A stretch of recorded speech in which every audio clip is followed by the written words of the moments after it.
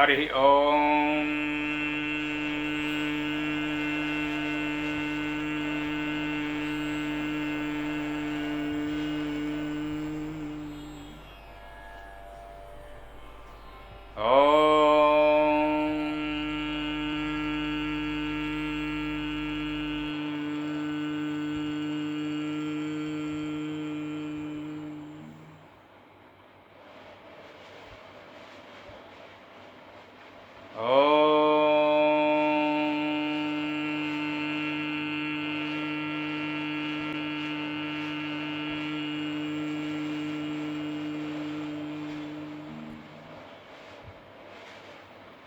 గురుర్బ్రహ్మా గురుర్విష్ణుః గురుర్దేవో మహేశ్వరః గురుః సాక్షాత్ పరం బ్రహ్మ తస్మై శ్రీ గురవే నమః.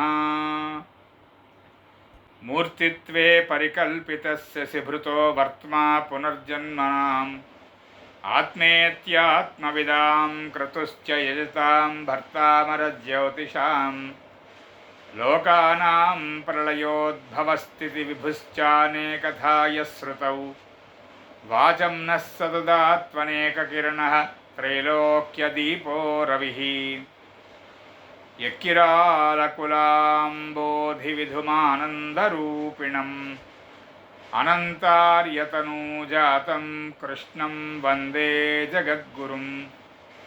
శ్రీకృష్ణమాచార్యమనంతపుత్రం సత్సాధుమిత్రం కరుణార్ద్రనేత్రం గురుం గురూణాం పితరం పితॄణాం అనన్యశేషశరణం ప్రపద్యే.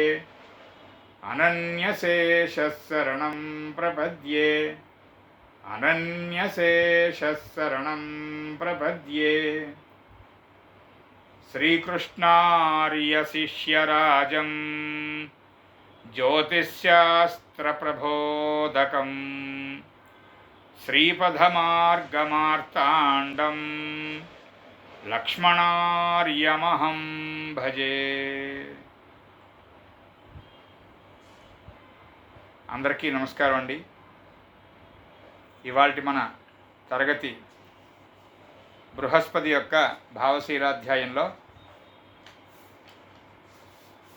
షష్ఠభావం వరకు కొంత వివరణ చూసాం.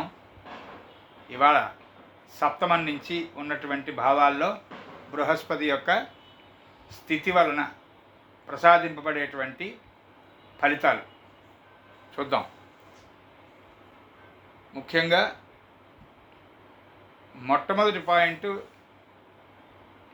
భావం వివరించేటువంటి భావం కారకత్వం వహించేటువంటి అంశాలు ఏమిటి అనేటువంటిది మనకి తెలుసు కనుక ఆ అంశాలకి సంబంధించి బృహస్పతి సహాయం ఎలా ఉంటుంది అనేటువంటిది మొదటి ప్రశ్న, మొదటి భాగం, మొదటి పాయింట్. అది భార్య, పురుషులకైతే భార్య, స్త్రీలకైతే భర్త చాలా చక్కని గుణంతో ఉండేటువంటి వాళ్ళు లభ్యం అవుతారు.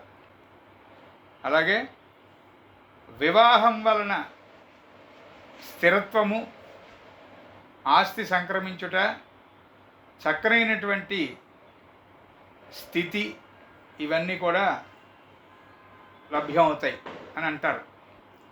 నిజం కూడాను. లగ్నంలో బృహస్పతి మొదటి నుంచి జాతకుడు అదృష్టవంతుడు అని చెప్తూ ఉంటే, సప్తమంలో బృహస్పతి ఉన్నటువంటి వ్యక్తి సరిగ్గా వివాహం దగ్గర నుంచి అదృష్టం కలిసి వస్తుంది అని చెప్తారు. అలాగే సప్తమం భాగస్వామి అంటే పార్ట్నర్స్ని తెలియజేసేటువంటి హౌస్ కనుక మంచి భాగస్వాములతో మంచి వ్యాపారం కుదురుతుంది.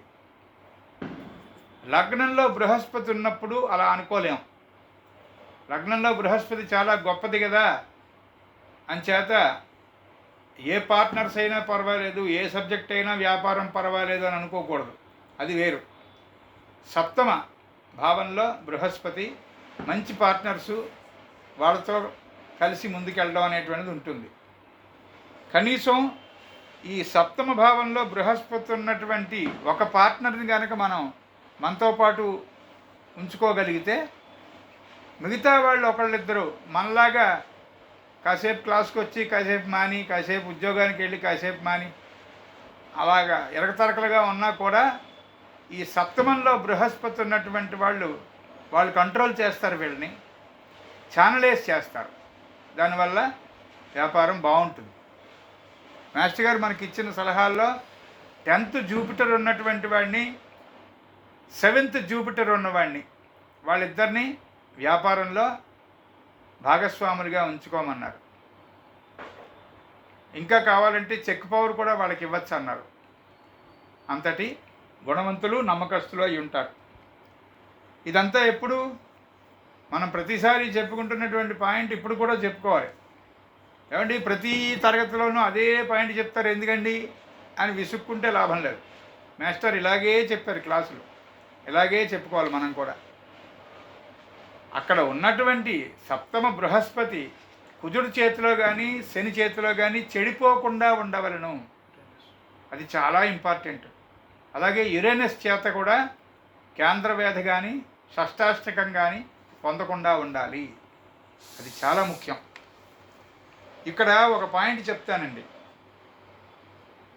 శుభగ్రహములు, బెనిఫిక్ ప్లానెట్స్ అని ఏదైతే మనం చెప్పుకుంటామో శుభగ్రహాలు అని, అవి ఏ భావంలో ఉన్నా వాటి ఫలితాలను ఇస్తున్నప్పుడు శుభ ఫలితాలు ఇవ్వకపోవడము అనేటువంటిది ఎక్కడ జరుగుతోంది?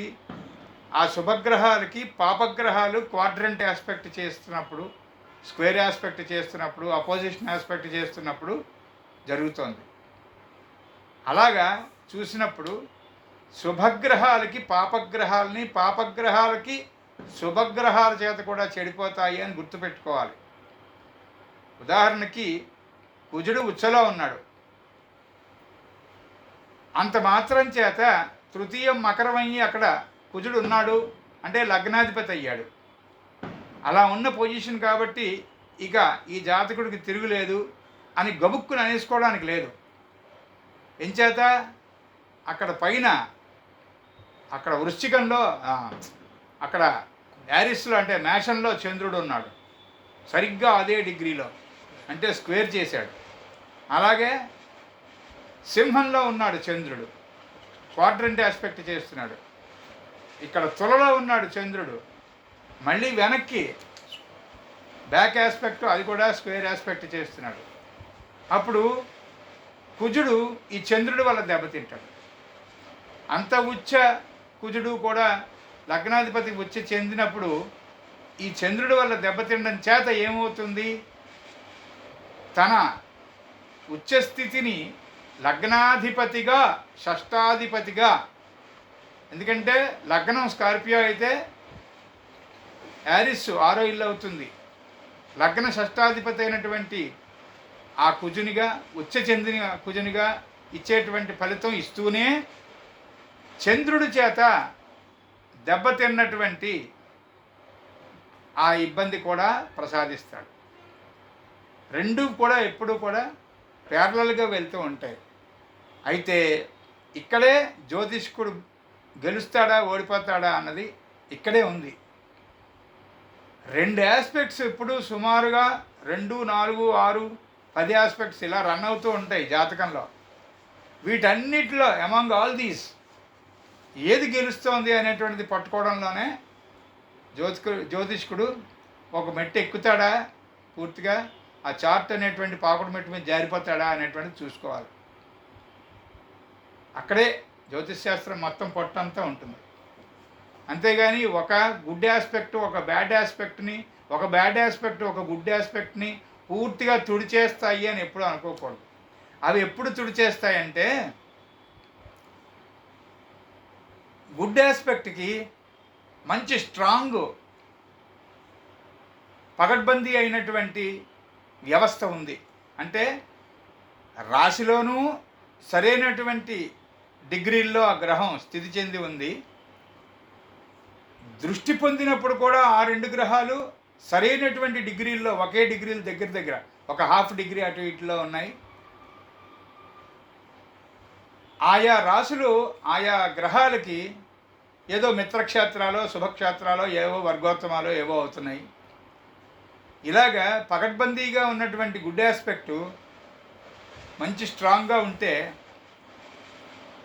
ఇదే గ్రహాలకి వేరే గ్రహాల వలన ఏర్పడుతున్నటువంటి క్వాడ్రంట్ ఆస్పెక్ట్ కానీ, స్క్వేర్ ఆస్పెక్ట్ కానీ, అలాంటివి అపోజిషన్ కానీ అవి కొంచెం ఒక్క పెసరు బెసుకుతున్నాయి అనుకోండి.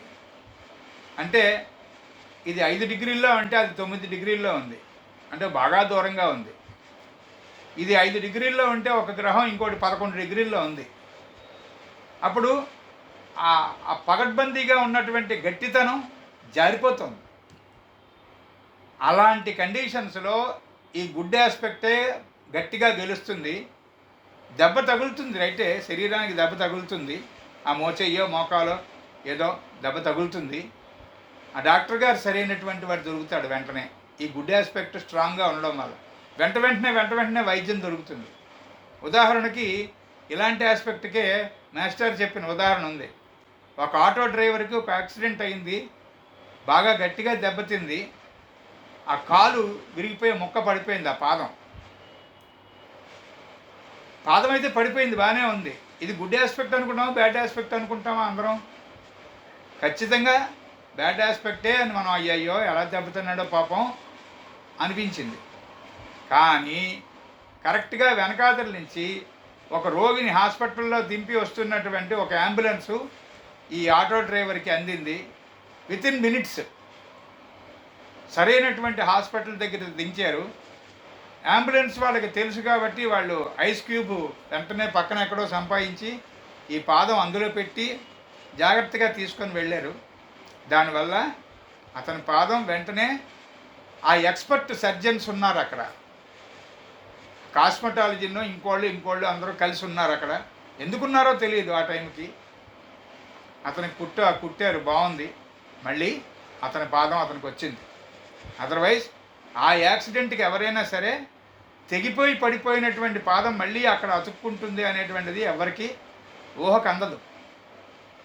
అది గుడ్ ఆస్పెక్టు బ్యాడ్ ఆస్పెక్టు కలిపి రన్ అవుతున్నప్పుడు గుడ్ ఆస్పెక్ట్ గట్టిగా స్ట్రాంగ్గా ఉంటే ఈ బ్యాడ్ ఆస్పెక్ట్ని న్యూట్రల్ చేసేస్తుంది. కనుకనే ఈ ఒక్క పాయింట్ని ఆధారం చేసుకునే పెద్దలందరూ మనకి జ్యోతిష్ శాస్త్రం కాదు, ఏ శాస్త్రమైనా సరే నిష్ణాతులైనటువంటి వాళ్ళు మొదటి నుంచి మొత్తుకునేటువంటి బాధ ఏంటంటే పాపం వాళ్ళు ప్రతిరోజు నిర్ణీతమైనటువంటి సమయానికి నిద్ర లేవడం, నిర్ణీతమైనటువంటి సమయానికి నిద్రపోవడం అనేటువంటి ఆ కాలంలో ఆ క్రమం పాటించడం అనేటువంటి ఒకానొక క్రతువు, క్రమాన్ని పాటించడం ఒక క్రతువు అవుతుంది. ఎవరైతే ఒకే సమయానికి ఒకే పని చేయుట అనేటువంటిది అలవాటు చేసుకుంటారో వారి జాతకంలో బృహస్పతి ఎక్కడ ఉన్నా కూడా వారి ఎడల ప్రాపర్గా అనుగ్రహాన్ని వర్షిస్తాడు అని చెప్పారు మాస్టర్. అంచేత ఇర్రెస్పెక్టివ్ ఆఫ్ చార్టు అందరూ కూడా ఒకే టైంకి లేవడం, ఒకే టైంకి పడుకోవడం, ఒకే టైంకి తినడం, ఖచ్చితంగా ఒకటే టైంకి 10 నిమిషాలు, పావు గంటో, అరగంటో, గంటో యథాశక్తి భగవంతుని ఎడల మన సమయాన్ని కేటాయించడం. అది పూజ చేస్తామా, జపం చేస్తామా, అభిషేకం చేస్తామా, తపస్సు చేస్తామా తర్వాత విషయం. ఇదంతా కలిపి ఒకటే భగవద్ ఆరాధన, అంతే. ఇవి ఒక్క ముక్క. ఇవి ఎప్పుడైతే చేస్తున్నామో ఒకే సమయానికి చేస్తున్నాం. ముఖ్యంగా భగవద్ ఆరాధన అనేటువంటిది ఇందులో భాగంగా ఉంది కనుక జాతకంలో ఉన్నటువంటి బృహస్పతి సహజ శుభుడు అనేటువంటి ఖచ్చితమైనటువంటి సూత్రం అలా ఎవరైతే జీవిస్తారో వాళ్ళ మీద ఉంటుందండి. అయితే అలా జీవించాలంటే జాతకం బలంగా ఉండాలి కదండి అని ఒక బద్ధకుడు ప్రశ్న, కేవలం బద్ధకం వల్ల వచ్చే ప్రశ్న. ఎందుకంటే ఇవాళ యోగం ఉందో లేదో చూసి యోగం కుదిరితేనే, మన సెకండ్ హౌస్ యోగం ఉంటేనే మనం అన్నం తిందామని అనుకుని ఆగండి చూద్దాం. ఆ సెకండ్ హౌస్కి యోగం ఉందో లేదో ఏమిటో పూర్తిగా అర్థమయ్యాకే అన్నం తిందామంటే మనం ఉండం, అన్నం ఉంటుంది కానీ అక్కడ. అంచేత జ్యోతిష్ శాస్త్రాన్ని మెట్టవేదాంతంలాగా, లేకపోతే విపరీతమైన చేతస్థంలాగా, అయితే ఆ ఎక్స్ట్రీము లేకపోతే ఈ ఎక్స్ట్రీము అన్నట్టు అలా కాకుండా సమన్వయ బుద్ధితో జ్యోతిష్ శాస్త్రాన్ని ముందుకు తీసుకెళ్దామని అనిపించినటువంటి లక్షణం సప్తమ బృహస్పతికి ఉంటుంది. వాడికి ఆ గుణం ఉంటుంది. సప్తమంలో బృహస్పతి ఉన్నటువంటి వాడికి చక్కని సమన్వయ బుద్ధి ఉంటుంది. కాకపోతే సప్తమ బృహస్పతికి ఆ పక్కనే ఈ సమన్వయ బుద్ధితో పాటు ఒక చిన్న పిసరు రిజిడ్నెస్ ఉంటుంది. అంటే ఆ రిజిడ్నెస్ కూడా ఎందుకు ఉంటుంది? Cosmic 7th house Libra, Libra lord Venus, Venus రాక్షసుల గురువుగారు, బృహస్పతి దేవతల గురువుగారు. కనుక రెండూ శుభగ్రహాలే అయినప్పటికీ, రెండూ ఆచార్య పదవిని సూచిస్తున్నప్పటికీ, రెండూ కలిస్తే మాత్రం రిజిడ్నెస్ ఉంటుంది. అలాగా ఆ cosmic lord, cosmic 7th house అయినటువంటి లిబ్రా కారణంగా చిన్న పిసరు రిజిడ్నెస్ సగం ఉంటుంది. ఎందుకు? 2nd హౌస్ లార్డు కూడా, కాస్మిక్ 2nd హౌస్ లార్డు కూడా వీనస్సే, టారస్ లార్డు కూడా. 2nd వీనస్ చాలా జూపిటర్ చాలా బాగుంటాడు కదా, 2వ ఇంట్లో బృహస్పతి, అది అక్కడ ఉన్నటువంటి వీనస్ కారకుడు కాడు. సప్తమ భావాధిపతి అయినటువంటి తులకారకుడైనటువంటి శుక్రుని వలన ఈ సప్తమ బృహస్పతికి ఈ రిజిడ్నెస్ అనేది ఉంటుంది. అది ఎలా ఉంటుందంటే తన గుణం మంచిది, తన అనుభవం గట్టిది, తన సమన్వయ బుద్ధి అందరికీ ఉపయోగపడేది. కనుక ఎక్కువ సార్లు ఎవరో ఒకరు ఏదో ఒకటి చెప్తే వినడు. ఇట్స్ ఆల్ రైట్ చూద్దామండి అనేస్తాడు. తాను నిర్ణయించినటువంటి మార్గంలో తాను నడుస్తాడు, ఆ పార్ట్నర్స్ని కూడా నడిపిస్తాడు. ఆ లక్షణం ఉంటుంది. తరువాత భార్య, భర్తకి భార్య అయినా ఇంతే ఉంటుంది, ఇలాగే ఉంటుంది. ఆ స్త్రీలకు భర్త ఎలాగో పురుషులకి భార్య కూడా అలాంటిదే వస్తుంది. గుణవతి, చక్కనైనటువంటి శక్తిమంతురాలు అయినటువంటి భార్య లభిస్తుంది. అక్కడి నుంచి స్థిరపడుతుంది జీవితం. చాలామంది ఎప్పటికండి సెటిల్ అవుతాడు ఈయన, సమయం అంతా వృధా అయిపోతుందండి, చదువుకోమంటే సరిగా చదువుకోలేదండి, సగంలో చదువు వదిలేశాడండి, ఆ తల్లిదండ్రులు ఎంత చెప్తున్నా వినటం లేదండి. ఇలాగా కనిపించిన జ్యోతిష్కుడి కల్లా ఒక 50, 100, 500, 5,000, 10,000, 50,000 సమర్పించుకుని తిరుగుతూ ఉంటారు చూసారా. కొంతమంది ఆడపిల్లల ఎడల, కొంతమంది మగపిల్లల ఎడల ఈ దుఃఖం కొన్నాళ్ళు రన్ అవుతుంది చూసారా కొన్నిళ్లలో. వాళ్ళకి దానికి ఎవరికైనా సప్తమంలో బృహస్పతి ఉన్నటువంటి వాళ్ళు అయితే మీరు గ్యారంటీ ఇవ్వచ్చు, పెళ్లి చేసేయండి వీళ్ళకి సెటిల్ అవుతారు అని. అదేమిటండి ఉద్యోగం లేదు, సద్యోగం లేదు, వీళ్ళకి ఎవరిస్తారండి పిల్లని, ఎవరు చేసుకుంటారండి ఈ అమ్మాయిని అని అనుకోక్కర్లేదు. గంటకు తగ్గ బొంత అన్నట్టు జాతకాలు కుదిరితే వాళ్ళని ఇచ్చి చెయ్యండి. వివాహం నుంచి చక్కని సెటిల్మెంట్ ఉంటుంది. 7th జూపిటర్కి ఖచ్చితమైనటువంటి లక్షణం ఇది. తర్వాత ముఖ్యంగా పెద్ద ఎత్తుని చందాలు పోగు చేయడం. మామూలుగా వినాయక చవితికి మనం 50 రూపాయలు, 100 రూపాయలు, 100, 200, 500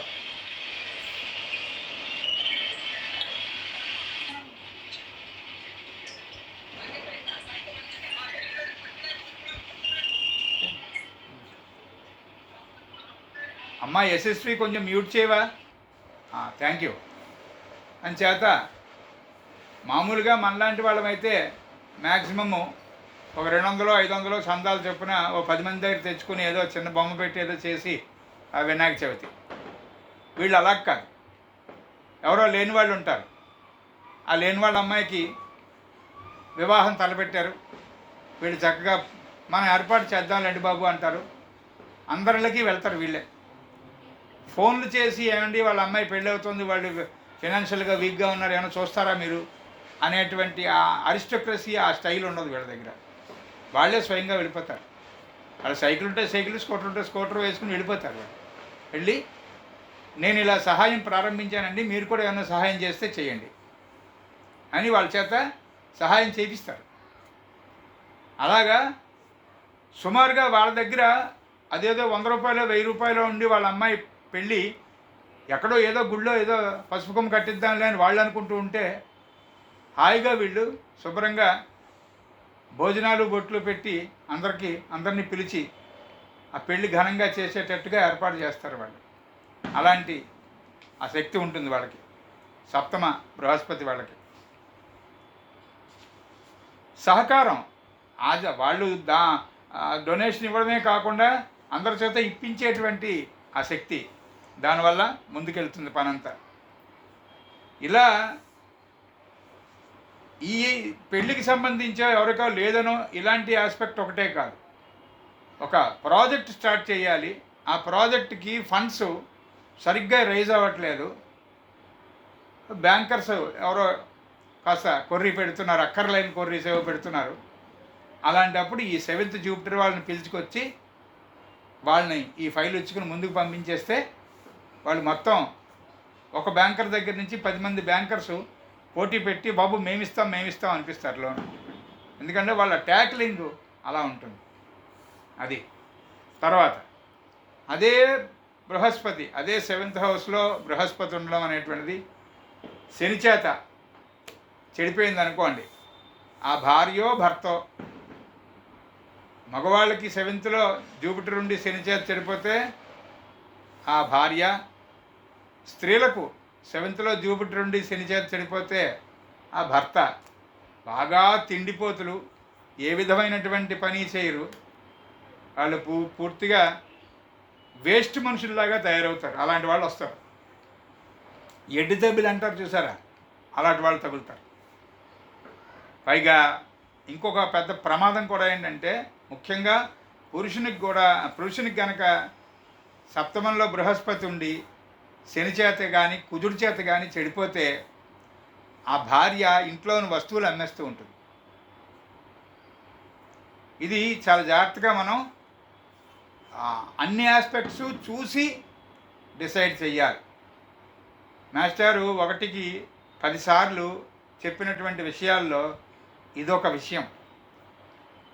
ఎవరి జాతకంలోనే దుర్లక్షణం చెప్పడం కానీ, మరణాన్ని సూచించడం కానీ, యాక్సిడెంట్ జరుగుతుంది అని డిసైడ్ చేయడం కానీ, ఇలాంటివి ఏవైనా చెయ్యవలసి వచ్చినప్పుడు 10 నిమిషాలు, పావుగంట, అరగంట జాతకం చూసి సెటిల్ చేసేయద్దు, డిసైడ్ చేయొద్దు అని చెప్పారు.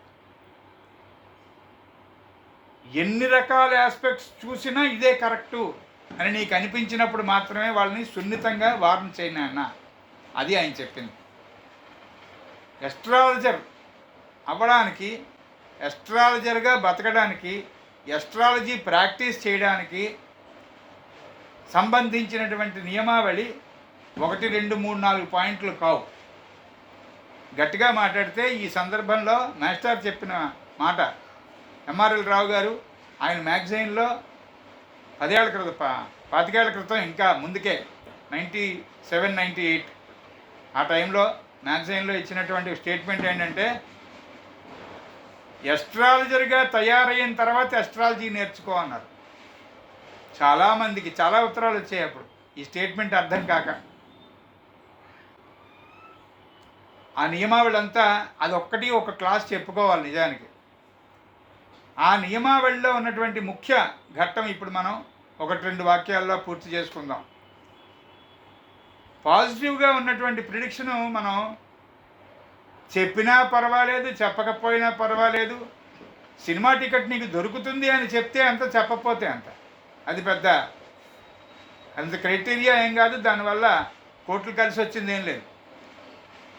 సినిమాకి వెళ్తుంటే నీకు యాక్సిడెంట్ అవుతోంది చూసుకోనైనా అని చెప్పాల్సి వచ్చినప్పుడే మన ఎక్స్ప్రెషను శాపానికి గురి కాకుండా చెప్పగలగాలి. ఇవాళ ఎందుకండి ఈ సినిమాకి వెళ్ళడం, రేపు వెళ్ళొచ్చు కదా అన్న దగ్గర నుంచి ప్రారంభించాలి మనం.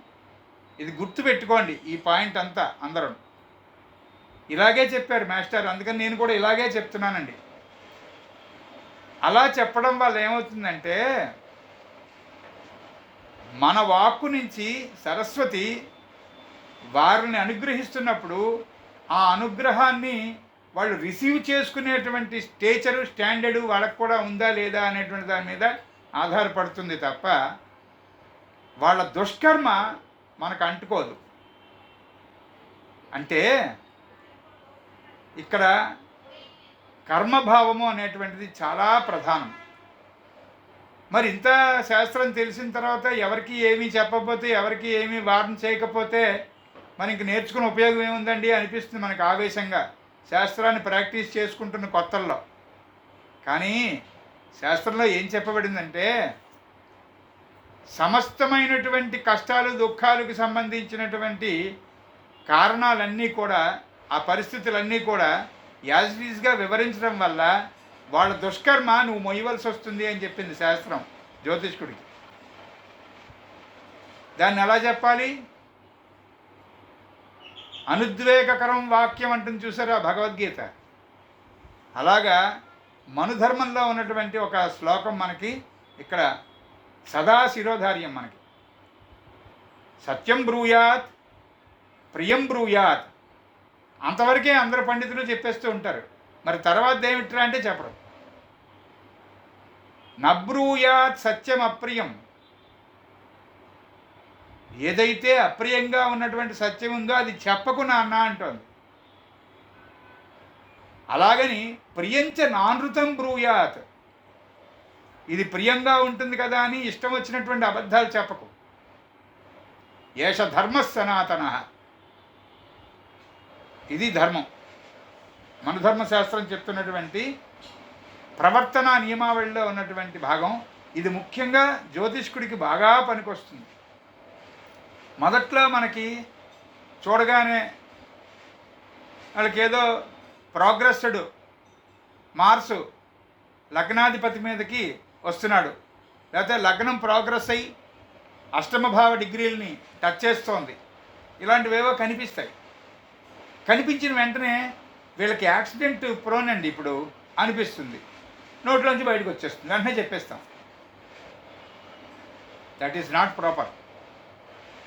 రైటే, లగ్నాధిపతి కానీ లగ్నం కానీ ప్రోగ్రెస్ అయ్యి అష్టమం నుంచి వెళ్తున్నప్పుడు, లేదా మార్చ్ ప్రోగ్రెషన్లో లగ్నాన్ని టచ్ చేసినప్పుడు, లగ్నాధిపతిని టచ్ చేసినప్పుడు ఏదో ఒక దెబ్బ తగలడం అనేటువంటిది, అనారోగ్యం రావడం, ఔషధం అవసరం అవడం నిజమే, కరెక్టే. కానీ అది పల్చగా ఉండే ఆ ఆస్పెక్టు ఇంకా జూపిటర్ వల్ల సన్ వల్ల వీళ్ళు సేవ్ అయిపోయే ఆస్పెక్ట్లు ఉన్నాయనుకోండి, అవి చూడకుండా ఇది మాట్లాడకూడదు. అప్పుడు ఏమవుతుంది? మీరు చెప్పారు కానీ నాకు వీళ్ళ యాక్సిడెంట్ ఏం జరగలేదండి, సినిమా టికెట్ దొరికింది, హాయిగా సినిమా చూసి వచ్చానండి అని అవతలవాడు అన్నాడు అనుకోండి, అప్పుడు మనం చెప్పినటువంటి ప్రిడిక్షను అక్కడ పూర్తిగా ఎయిర్లో హ్యాంగ్ అవుతూ ఉంటుంది. ఎందుకంటే జ్యోతిష్కుడి వాక్కు ఎక్కడదది? సరయితీది సరస్వతి, ప్రవహించేటువంటి శక్తే సరస్వతి. బ్రహ్మజ్ఞాని, బ్రహ్మజ్ఞుడు, దైవజ్ఞుడు అంటున్నారా జ్యోతిష్కుడిని? అలాంటి వాడు వృధాగా వాక్కుని పాడు చేసేస్తే అది ఎక్కడికి పోదు. ఆ శబ్దాలు అలాగే, అక్షరాలు అలాగే హ్యాంగ్ అవుతాయి. మనం ఎప్పటికైనా వాటికి సమాధానం చెప్పాలి. అందుకేం చెప్పారంటే పూర్తిగా నీకు ఆస్పెక్టు పర్ఫెక్ట్గా 10 సార్లు నీకు అదే పనిగా కనుక నీకు హృదయానికి భాషిస్తూ ఉంటే ఇది బాగోలేదు, ఇది బాగోలేదు అని అనిపిస్తే అప్పుడు కూడా భగవంతుడికి దండం పెట్టి వీళ్ళు రక్షించబడుగాక అని మనస సంకల్పించి, ఏమండి ఈ సమయం అంత అనుకూలంగా లేదు, ఇప్పుడు కాదండి వివాహం అమ్మాలకి, మీ అమ్మాయికి, కొంచెం ఆగండి, ఒక 6 నెలలు ఆగి చేద్దురు కానీ అని అది అప్పుడు కూడా సత్యం బ్రూయాత్ ప్రియం బ్రూయాత్, అవతల వాడికి ప్రియంగా ఉండేటట్టుగా ఈ సత్యాన్ని చెప్పడం చాలా చాలా అవసరం అండి. అది మన నియమావళిలో అన్నిటికన్నా ముఖ్యమైనటువంటి పాయింట్.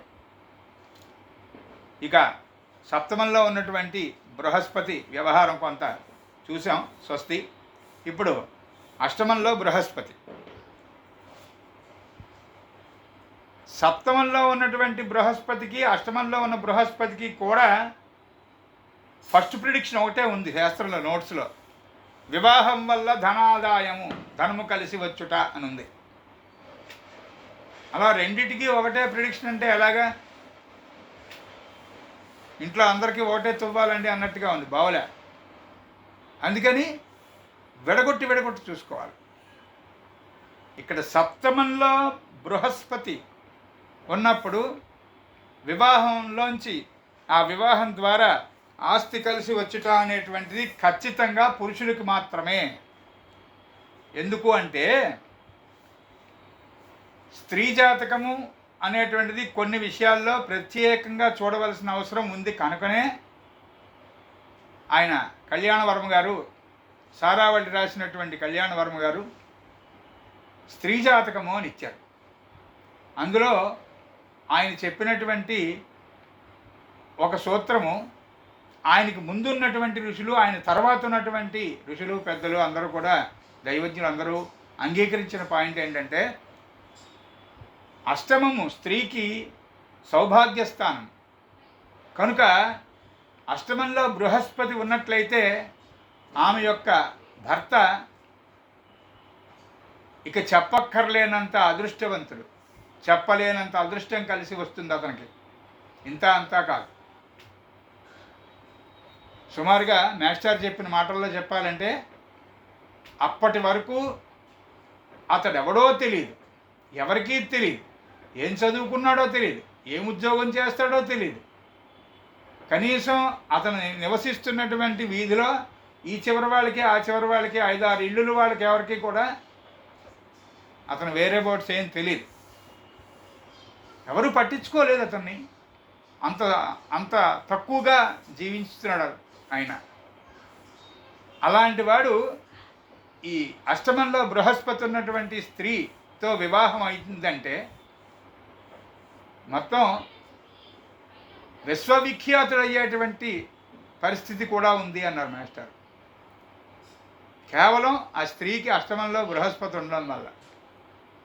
అందుకే మాస్టర్ అనేవారు, మగపిల్లలకి అలా తల్లుడు ఎవరైనా వస్తే పిల్లాడికి పెళ్లి చేసేటప్పుడు, సంబంధం వెతుక్కునేటప్పుడు అష్టమంలో బృహస్పతి ఉన్న పిల్లని దొరుకుతుందేమో ఎక్కడైనా, ఆ జాతకం మన పిల్లాడికి బాగుంటుందేమో, సరిపోతుందేమో చూసుకోండర్రా, డబ్బులు కట్నాలు, పిల్ల చదువు, పిల్ల ఉద్యోగం అలాంటి అనవసరమైనటువంటి విషయాలు ఆలోచించకండర్రా అనేవారు.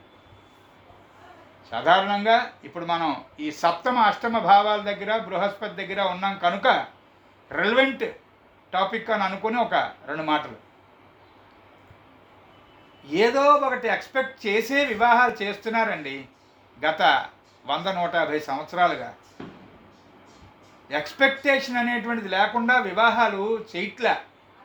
ఇది నా మాట కాదు, మా శ్రీకే గారు చెప్పిన మాట. ఆశింపుతో చేసినటువంటి వివాహం నాశనం అయిపోతుంది అని శాస్త్రం. వివాహం అనేటువంటిది ఎలా చేయమని ఉందంటే శాస్త్రంలో, కడుపును పుట్టిన బిడ్డలకి ఆకలి వేస్తోంది కనుక అన్నం పెట్టాం, వారి నుంచి ఏం ఆశించి, ఈ అన్నం నుంచి ఏం ఆశించి అన్నం పెట్టాం, వాళ్ళకి ఆకలి వేసే సమయం కనుక అన్నం పెట్టాం. అప్పుడు మనం ఎంత నిర్లిప్తంగా, ఎంత డ్యూటీ మైండెడ్గా ఉన్నాం, వాళ్ళ వివాహం విషయంలో కూడా అంతే ఉండండి అన్నారు ఈకే గారు. ఈ పిల్ల అయితే మా పిల్లాడికి 40 ఎకరాల ఆస్తి పట్టుకొస్తుంది, వాళ్ళ ఇంట్లో 2 ఎమ్మెల్యేలు 3 ఎంపీలు ఉన్నారు కాబట్టి పిల్లాడు ఎక్కడో దగ్గర పర్మనెంట్ జాబ్ తీసుకుంటాడు, దానివల్ల ఇలాగ మనం ఆలోచించి, పిల్లవాడు ఆల్రెడీ ఫారిన్లో సెటిల్ అయిపోయాడు, గత 9 ఏళ్ళుగా అక్కడ అమెరికాలో ఉన్నాడు, సెలవులు పెట్టలేదు, ఇక్కడికి రాలేదు కాబట్టి కనీసం 19 కోట్లు ఉంటాయి ఆయన దగ్గర, మన పిల్లనిచ్చి చేస్తే ఇంకా మనం ఎట్టి పరిస్థితుల్లో వెనక్కి తిరిగి చూసే పని లేదు, ఏ పండగకి మనం పిల్లని పలకరించకపోయినా సరే జీవితం అంతా పండగలా గడిచిపోతుంది అని ఆడపిల్లి వారు ఇలాగా ఏదో ఒక ఇది ఉంది కాబట్టి అది అనేటువంటి దృష్టితోనే వివాహ వ్యవస్థ వెళ్తోంది. దానివల్లే నానాకం కష్టాలు వస్తున్నాయి, దానివల్లే నానాకం జబ్బులు వస్తున్నాయి, దానివల్లే నానాకం చెత్త కలిగినటువంటి జనరేషన్ బయలుదేరుతోంది. ప్రజననము అనేటువంటిది వివాహానికి పరాకాష్ట. అంటే మనం శాస్త్రం నేర్చుకుంటున్నాం కనుక, శాస్త్రం అధ్యయనం చేస్తున్నాం కనుక మనం నిర్మోహమాటంగా శాస్త్ర విధే మాట్లాడుకోవాలి. మనకి మిగతా లౌకిక ప్రపంచంతో సంబంధమే లేదు ఇందులో. అంచేత వివాహానికి పరమావధి ఏమిటి? Next generation. అది పోయి వివాహం 2025లో అయితే 2030లో కూడా వాళ్ళు పిల్లల గురించి ఆలోచించట్లేదు, అక్కర్లేదుట. స్టేజీ మీదే పెద్దవాళ్ళు డిసైడ్ చేసేస్తున్నారు, వాళ్ళిద్దరికీ చెప్పేస్తున్నారు, ఇప్పుడప్పుడే ముందే పిల్లల గురించి గాబరా పడకండి, కొన్నాళ్ళు ఎంజాయ్ చేయండి అని. నాశనం. ఆ పెళ్ళి, ఆ ముహూర్తం అంతా నాశనం. ఆ దుర్మార్గపు పని, అలాంటి సలహా ఇచ్చినటువంటి పాపం ఈ అమ్మలక్కలు, ఈ అయ్యలు, ఈ పెద్దవాళ్ళందరూ భరించాల్సి వస్తుంది. అలా కాదు. వివాహము, దానిలో ఉన్నటువంటి మంత్రము, దాంట్లో ఉన్నటువంటి వ్యవహారము అడుగడుగునా చెప్తున్నటువంటిది అదే. దాని వివరం ఎలాగూ, దాని వ్యాఖ్యానము, దాని అర్థము ఎలాగూ చెప్పట్లేదు పిల్లలకి, అంత సమయం లేదనుకోండి. కనీసం వివాహమైన వెంటనే వాళ్ళ బిడ్డలు కలగడానికి సంబంధించినటువంటి వ్యవస్థ, దాన్ని ముందుకు తీసుకెళ్ళండి, ఏ విధమైనటువంటి కాల విలంబన అనేటువంటిది లేకుండా చూసుకోండి అని చెప్పాలి పెద్దలం వధూవరులకి. అది అంటే సందర్భం వచ్చింది కనుక చెప్తున్నాను. అలా చేసినటువంటి వివాహాలు, అలా ఏ విధమైనటువంటి తప్పులు చేయకుండా పిల్లల్ని కన్నటువంటి కుటుంబాలు హాయిగా ఆనందంగా, irrespective of financial status of the family, they were very happy. కోట్లు ఉన్నాయి, ఎవరు ఎవరితోనూ మాట్లాడుకోరు అన్నారు గురువుగారు. ఇళ్లల్లో కోట్లు ములుగుతున్నాయి, ఎవరు ఎవరితోనూ మాట్లాడుకోరు. వాళ్ళ ఇంట్లో అన్నిటికన్నా బాగా ఫెసిలిటేట్ అవుతున్నటువంటి ఆసామి ఎవరంటే వాళ్ళ అల్సేషన్ డాగ్ అన్నారు. అన్ని కోట్లు ఉన్నటువంటి ఫ్యామిలీలో అందరికన్నా ఎక్కువ సుఖపడుతున్నది ఎవరా అంటే వాళ్ళ అల్సేషన్ డాగ్. ఆలోచించాలి. అలా అష్టమంలో బృహస్పతి ఉన్నటువంటి స్త్రీమూర్తి కనుక మగపిల్లలు, మన పిల్లలు ఎవరికి దొరికినా చాలా అదృష్టం. అందుచేత ఇక్కడ అష్టమ గురుడు భాగస్వామికి, వివాహము అయిన తర్వాత భాగస్వామికి ఆర్థికమైనటువంటి పరిపుష్టి కలిగిస్తాడు అని సూత్రం.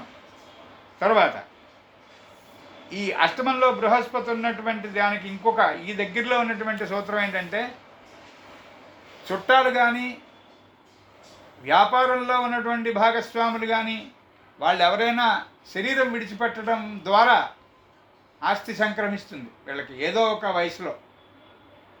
అది 50 రూపాయలు కావచ్చు, 50 కోట్లు కావచ్చు. అది కూడా చాలా చక్కనైనటువంటి మంచి లక్షణం దీనికి. కోర్టు వ్యవహారాలు బాగుంటాయి. అష్టమంలో బృహస్పతి ఉన్నటువంటి వాళ్ళకి ఏదైనా అవసరం ఏర్పడి న్యాయస్థానానికి వెళ్ళవలసి వస్తే ఖచ్చితంగా వాళ్ళకి బాగుంటుంది.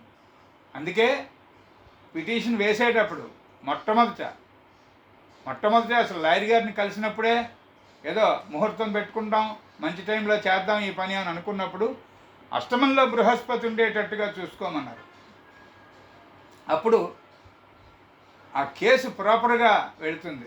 ఒకవేళ మనది అత్యాశ, మనది తప్పుగా ఉన్నటువంటి కేసు అయితే మొదటే పడిపోతుంది.